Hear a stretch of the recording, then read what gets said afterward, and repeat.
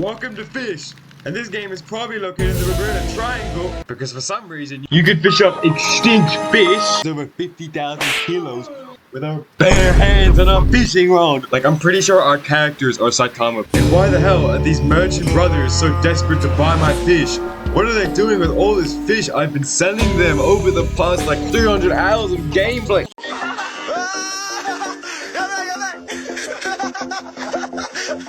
The goal of Fish is to send every single species into extinction. Why? I don't know. We were placed on this planet to fish for some damn reason, and we are gonna fish. Because we need to set up a mukbang channel of only seafood so we can get the golden play button and become 2 steps ahead. And we're going to achieve this by doing this and this only.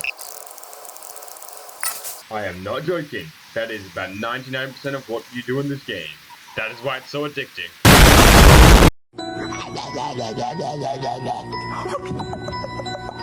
Now there is about 300 plus fish in this game, and probably more to come, with 20 different bestiaries, and multiple different islands, and 4 underwater locations, and these fish come in 12 different rarities. But despite all this content, you're not going to give a shit about like 99% of the fish, because the only fish you're going to care about are the ones that give the most XP and money, as well as a bunch in crafting materials, enchant relics, and limited fish if you're into trading, which is a whole nother story, and meteors. And they aren't even fish! So what the fuck are we fishing for? So what was the point of all this fish in the game if we're only ever gonna care about like 1 fish? Like, this game should just be renamed to Fish for Money and XP. Now, completing the bestiaries is quite fun when you have nothing else to do in this game. Now, while doing the bestiary, you might encounter some annoying fish, like the sharks. There are 3 sharks right now, and they have a small chance of spawning once every 30 minutes. And half the time, you just get them stolen, because only 1 person can catch the shark. And there's also fish like the spectral serpent, which is a 1 in 3,000 chance to catch it,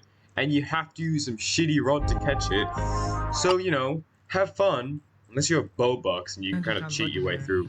But there's always that one damn fish that you can't catch for some freaking reason. Thank God for the wiki, because they somehow conjure up the most random combinations of rods, baits, and weathers to catch you your damn fish. Like, I don't know how the frick it works, but it does somehow work. I got a Glock in my Rari. 17 shots. Now every fish has grandmothers. Now these grandmothers like to feed these children cookies, and every once in a while these cookies have radioactive waste, and every time a fish consumes one of these radioactive cookies, they become mutated. So what I'm trying to say is that there's a little chance that every fish you catch might be mutated, and the mutation is supposed to be a permanent change in the DNA. But in this game, it's more like an NBA player's signature. All it does is jack up the price. The better the NBA player, the more the price goes up. Now there's an NPC right here called the Appraiser that has a small chance of giving you a mutation. Every time you appraise, the weight goes up or down, and after a little bit you might get a mutation. How does she do it? She probably uses Royal Jelly Bee Swamp Simulator. Now some mutations, I'm Pickle Rick! Yeah, what the frick? Huh? There's about 30 different rods in this game, with all unique stats and unique looks, right? And some have passive abilities, but they're all pretty much useless. You only ever give a shit about like 9 of them, and the rest are all dog shit. Like, now this game claims to not have a best rod, but that's kind of bullshit. This game balancing is horrible. Rod of the Eternal Kings costs level 750. Right? And the Heavens Rods cost 1.8 million coins. By the time you reach level 650, you're probably already gonna have enough money to buy out the entire fish market. Like, look at this. These are 2 level 100s right here, and they have the Heavens Rod, and they are now just as good as people with the Rod of the Eternal Kings. This is stupid. So what's the point of having that rod in the game when you could just get a way better rod for like so much less? Now, enchanting in this game is what makes or breaks a rod, right? Because enchanting increases a rod's base stats and gives it bonuses or buffs. Now, with the right enchantment, you can make a rod really good, and depending on the rod you have, you must carefully select which enchantment you should put on your rod. If a rod lacks in lure speed, you have to give it lure speed. If a rod lacks resilience, you gotta give it resilience. This is why enchanting is really good, because you can make rods that were initially useless actually usable. Amazing, right? Wrong! Enchanting works like this, right? It's murder mystery. When you want murderer, you never get murderer. When you want to be innocent, you always get murderer. Do you see the problem I have with this? Because there is like 30 different enchants. And you can only put one enchant on a single run. And some enchants shouldn't even be in the game because there's just a better version of it. Why are you just making it harder for us? So the enchanting RNG is stupid because whenever you want like hasty, you get every other enchant besides hasty. This happened to me and it wasn't very fun. Now there are a few items you can use to help you on your fish journey. And I'm gonna try to explain them to you. And I definitely will miss some stuff because this game keeps freaking updating. The first set of items we're gonna be talking about, the totems in this game. And I'm gonna put them in a tier list to explain them all to you. First up, Sundial Totems. These bad boys can get what you want. You want a Megalodon? Here it is. On a rainy day? Here you go. Do you want a Meteor? There you go. A tier. Pretty freaking good. Next up, Tempest, Windus, Smokescreen Totems are all useless. Shit tier. Meteor Totem. The Meteor Totem, 75k, gives you your gemstones for your rods, but gets hell of expensive when you're trying to get the Moonstone Rod. B tier. Bazinga. Eclipse Totem. Way overpriced and gives you a small buff for Scorched Mutation, but can help you get the Phantom Megalodon. C tier. Avalanche and Blizzard Totem. The Blizzard and Avalanche Totem are both overpriced and have useless buffs like, wow, a 10% increase in Sleep and Blight mutation. How useless. Shit tier. And the Aurora Totem. Oh.